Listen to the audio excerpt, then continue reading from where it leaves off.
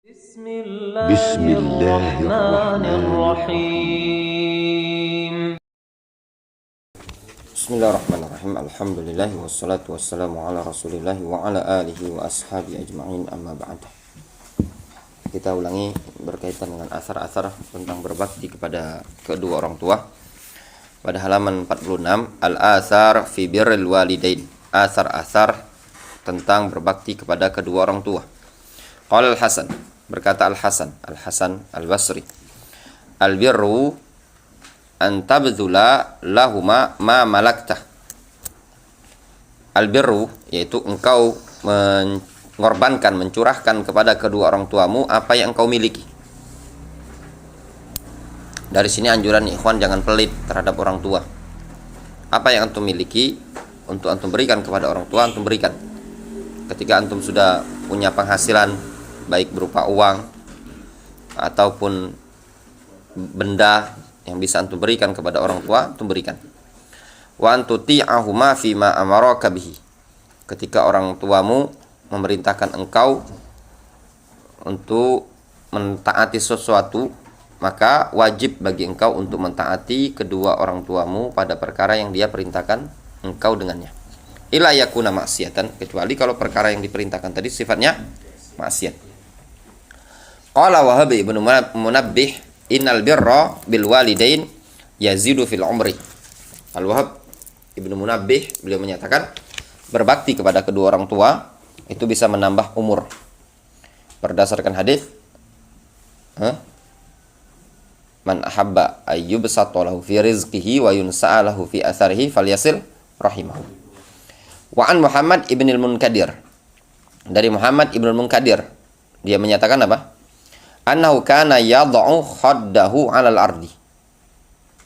Ya, bahwasanya dulu beliau meletakkan pipi beliau di lantai.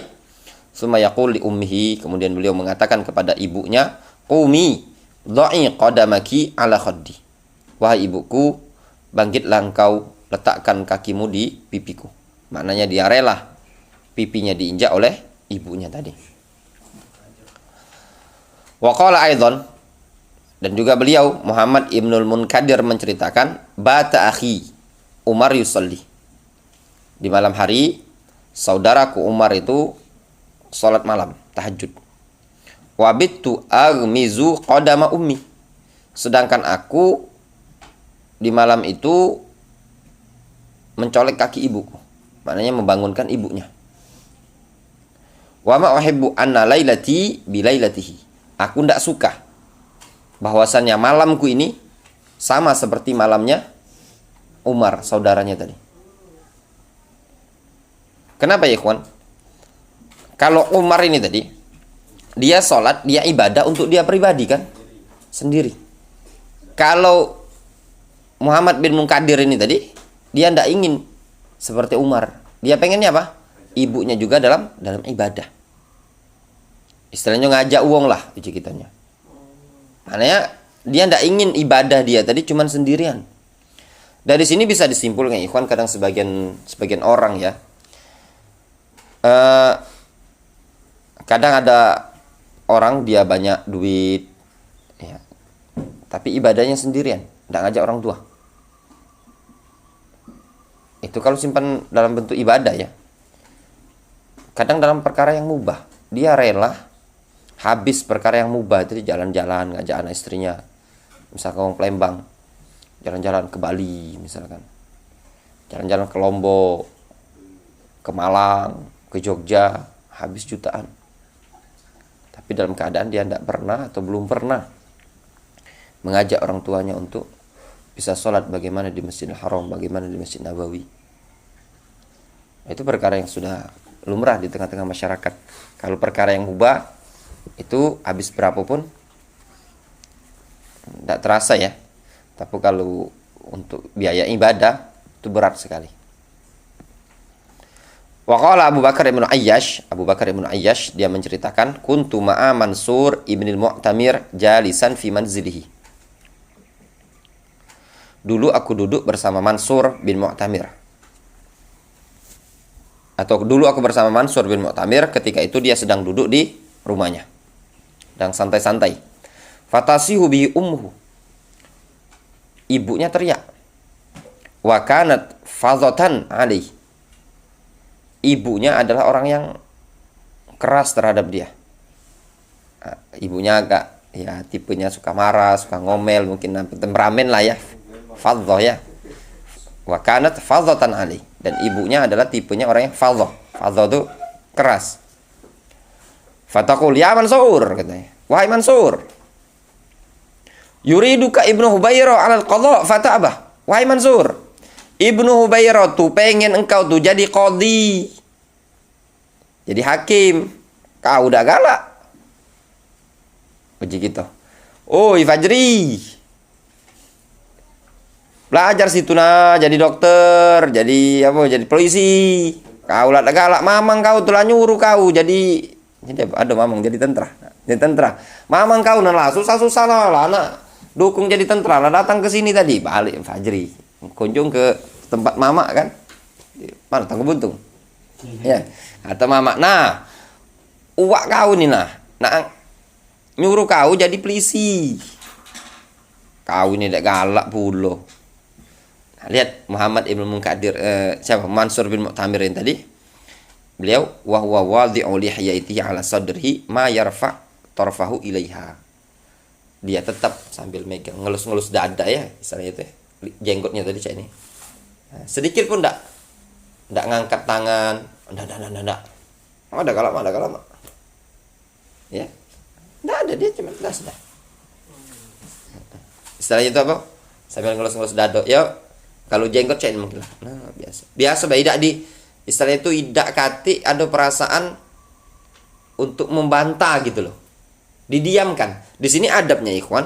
Ketika orang tua menyuruh kita sesuatu yang tidak mungkin bagi kita mengerjakannya. Ya. Dia kan Mansur bin Mu'tamir ini pengen belajar. Tidak kalah nak jadi qadhi, banyak fitnah. Sama lah seperti antum. Kalau disuruh kuliah mah banyak cewek di situ misalkan kan. Kayak terfitnah. Tapi tidak usah dibantah. Di situ tuh banyak cewek kalau. Tidak seperti itu ya.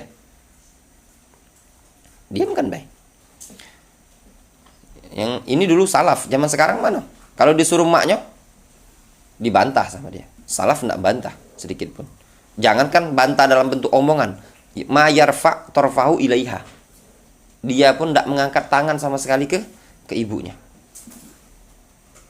Qala An-Nawawi, berkata An-Nawawi, amma birrul walidain fahuwal ihsan ilaihima wa fi'lul jamil ma'ahuma wa fi'lu ma yasurruhuma wa yadkhulu fi al-ihsan ila sadiqihima.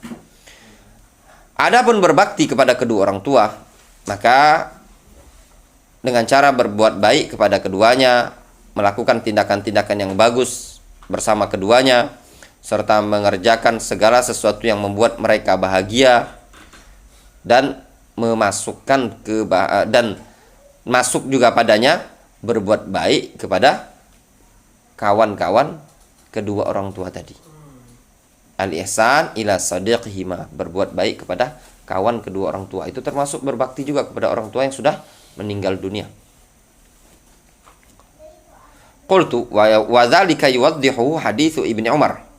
Yang demikian itu tadi dijelaskan oleh hadis Abdullah bin Umar. Qala sami'tu Rasulullah sallallahu alaihi wasallam yaqul. Abdullah bin Umar menyatakan, aku mendengar Rasulullah SAW bersabda, Inna abaror bir silatul waladi ahlawud di abi.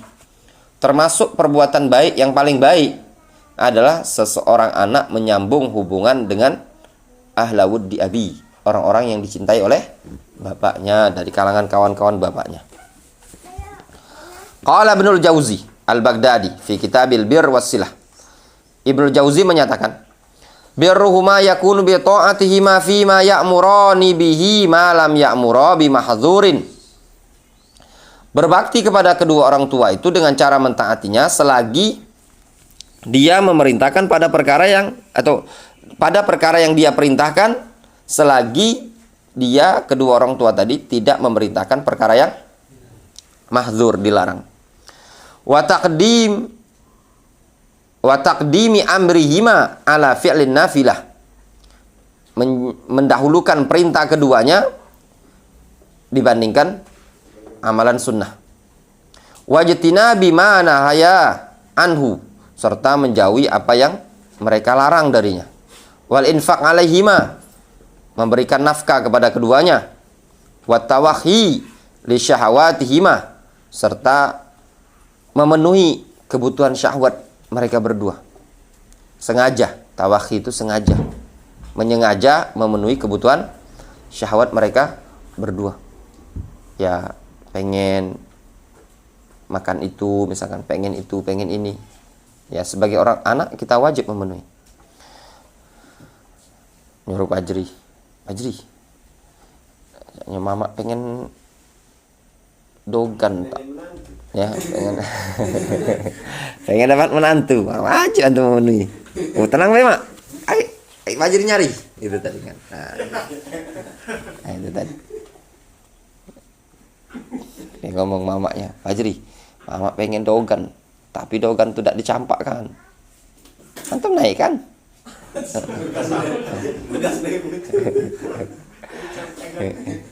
Turun antum pegang.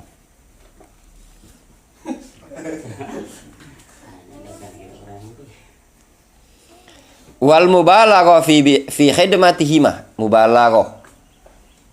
Ya, di dalam melayani mereka berdua. Melayani kedua orang tua itu wajib ya. Namun mubalaghah itu contoh misalkan sampai sendal be ditaruh, dipakaikan gitu loh. Itu namanya mubalaghah. Wasti'malil adab wal haiba lahuma, menggunakan adab dan rasa segan terhadap keduanya. Fala yarfa'al waladu sautahu ala sautihima, seorang anak jangan mengangkat suara dia di atas suara kedua orang tuanya tadi. Wala yuhaddik ilaihima, jangan pula memelototi keduanya, memandang dengan pandangan tajam, itu yuhaddik, ya, jelit uji kita. Wala yuhaddik, ya. Wala yad'uhuma bismihima, jangan manggil keduanya dengan nama mereka. Misalkan nama bapak antum John.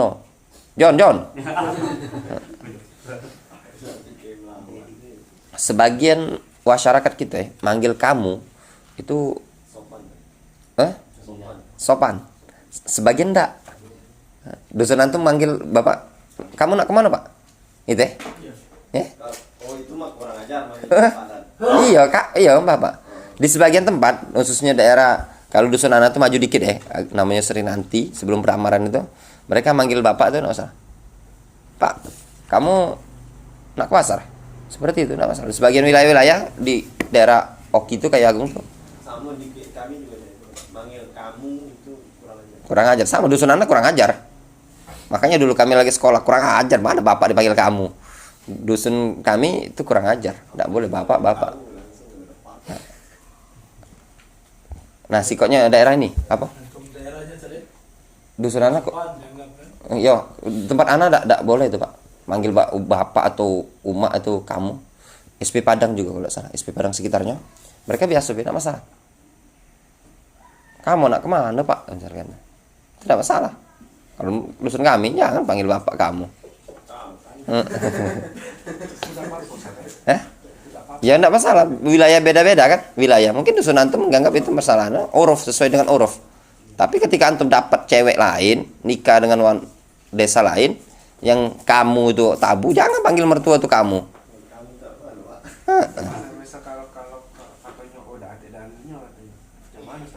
Dah kata dalil. Uruf, kembali ke uruf. Kan ada kaidah dalam Islam itu dikembalikan kepada uruf masing-masing. Ya kalau dia omongin tidak kata dalil, sama manggil orang tua itu juga ada kata dalil. Zaman Rasul manggil nama Pak Wahid yang dipanggil Wahid. Zaman Rasul juga urufnya biasa kan? Cuman ketika uruf kita Indonesia yang tua itu dipanggil mamang, uwa, apalagi bapak misalkan kan, Pak Li, Pak D, itu sudah uruf masing-masing. Wayamshi waro ahumah, dan hendaknya dia berjalan di belakang. Jangan mak sama bapak di belakang kita di depan. Wayasbir ala ma yakrahuhu mimma yasdur anhuma, dan hendaknya dia sabar atas apa yang tidak dia sukai dari segala sesuatu yang muncul dari orang tuanya tadi. Emak sama bapaknya ngerepet, dikit-dikit marah, ngoceh dikit, sabar, ya. Fahadin nusus minal kitab wa sunnah wa atharis salaf fi birril walidain wa fi wujubi ta'atihima. Inilah nas-nas yang berasal dari Al-Quran dan Sunnah dan dari athar salaf tentang berbakti kepada kedua orang tua dan tentang kewajiban mentaati keduanya. Qala Ibnu Hazm ittafaqu ala anna birrul walidain fardun. Ibnu Hazm menyatakan mereka para ulama sepakat bahwasannya berbakti kepada kedua orang tua adalah wajib. Wa qala al-qadhi birrul walidain wajibun. Al-Qadhi Iyad menyatakan berbakti kepada kedua orang tua hukumnya wajib. Bab yang berikutnya. Jazaul uquq al-uquq. Nah, ini ya ikhwan, dampak negatifnya. Balasan durhaka kepada kedua orang tua, nanti antum dapat durhaka pula antum. Maknanya jazaul uquq al-uquq. Orang yang durhaka kepada kedua orang tua, balasan dari durhakanya kita tadi, nanti akan anak kita durhaka pula sama kita. Kalau antum berbakti kepada orang tua, maka anak kita akan berbakti dengan kita. Dhabitul uquq. Dhabit, ketentuan durhaka. Qala Ibnu Shalah. Al-uquq al-muharram. Al-uquq al-muharram, durhaka yang haram tadi adalah kullu fi'lin yata'adza bihil walid. Setiap tindakan yang orang tua merasa tersakiti dengannya. Au nahwihi atau au nahwuhu atau yang semisalnya. Ta'adzian laisa bil hayyin, dengan rasa sakit yang tidak ringan. Ma'a kaunihi laisa minal af'al al-wajibah. Bersamaan kondisinya itu bukanlah perbuatan-perbuatan yang wajib. Difahami? Jadi yang namanya uquq tadi, uquq al-walidain yang diharamkan, seluruh aktivitas yang bisa membuat tersakiti orang tua dengan rasa sakit yang tidak ringan, dalam keadaan perbuatan tadi ya bukanlah perbuatan yang sifatnya apa? Wajib. Kalau yang wajib itu tidak dianggap menyakiti orang tua ya, walaupun dia sakit hati. Contoh, kata orang tua, "Tidak usah lah nak, sholat nak. Sakit hati bapak kalau kau sholat." Misalkan kecewa dia nyingok kita sholat ke masjid. Oh, seperti itu. Ya nak? Atau orang tuanya kita, bapak kecewa. Kenapa kecewa? Dia nak nyuruh anaknya jadi penyanyi kan? Kan haram menyanyi kan? Berarti kan meninggalkan menyanyi, berarti kan perkara yang wajib kan? Wajib. Dia ini profesinya mungkin kerja di riba lah, di tempat riba, atau dia profesinya penyanyi dan yang lainnya. Dia berhentilah dari profesi tadi, dan orang tuanya merasa tersakiti, kecewa, wah sakit hati dan sakit batin tadi. Anaknya berhenti dari jabatan sebagai direktur perusahaan ribawiyah. Sakit hatilah, kecewa. Apakah itu durhaka? Jawabannya enggak. Kenapa? Karena itu perkara yang sifatnya wajib memang untuk kita kerjakan. Kalau misalkan orang tuanya tadi nyuruh enggak usah melok jalan-jalan, enggak usah jalan-jalan, dia maksa nak jalan-jalan, orang tuanya merasa tersakiti ya, kecewa, maka durhaka. Difahami? Cuman kalau Fajri misalkan emak tuh nyuruh, itu baiklah Fajri, antum milih pasangan yang lain, sakit hati lah dia, kecewa sekali yang mendalam. Ternyata pilihan antum nih lebih cantik. Ya kan?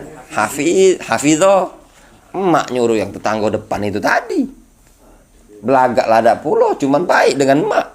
Gimana perasaan itu tadi, Fajri? Bingung ya? Dan sakit hati, kecewa dia. Antum pilih. Lami yang bercadar pula tapi waktu pancen belaga. Paling akhwat paling belaga di Palembang ini. Mak kecewa itu tadi kan. Nah, ya caranya gampang, antum minta-minta ngelobi dulu, mak ini barang istimewa, mak itu tadi kan. Mak belum tahu barang istimewa ini.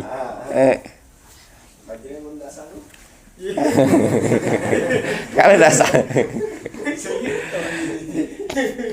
Wa qala al-Haytami, berkata al-Haytami. Al-Haytami ini Ibnu Hajar ya, dikenal dengan Ibnu Hajar al-Haytami. Fi Zawajir, dalam kitab Az-Zawajir. Zawajir ini kitab Al-Kabair, dosa-dosa besar. Al-uquq ayyahsula lahuma aw li ahadihima idzaun laisa bil hayyin urfan. Uquq itu adalah terhasilkan bagi mereka berdua atau salah satu dari keduanya berupa gangguan ya, atau menyakiti ya bagi keduanya atau salah satu dari keduanya dengan gangguan yang tidak sifatnya hayyin, tidak ringan secara uruf. Itu yang disebut dengan uquq. Ayyahsul lahuma aw li ahadihima idza, yaitu tatkala terjadi pada kedua orang tua atau salah satu dari kedua orang tua tadi idzaun, menyakiti dengan kesakitan yang tidak ringan secara uruf, berat. Adapun secara uruf misalkan ya, contoh misalkan mondok ya, kita nak ngomong mondok, mak aku nak mondok mak, emaknya merasa agak macam mana waktu itu kan, agak sakit lah di hati kan. Oh itu ndak disebut durhaka, ya itu wajar pak, segala wong ditinggalkan anak kan. Cewek secara tabiat wong tua ya, pisah sama anak ceweknya, diambil sama wong lain. Suami dia nikah, diajak tinggal ke Lubuk Linggau misalkan, bapaknya ini akhwat ini di Palembang, secara kebatinan itu pasti agak merasa kecewa atau apa ya, agak kelepas, kehilang barang lah ya, kayak kehilangan. Wajar, itu tabiat, itu namanya uruf ya, enggak? Uruf.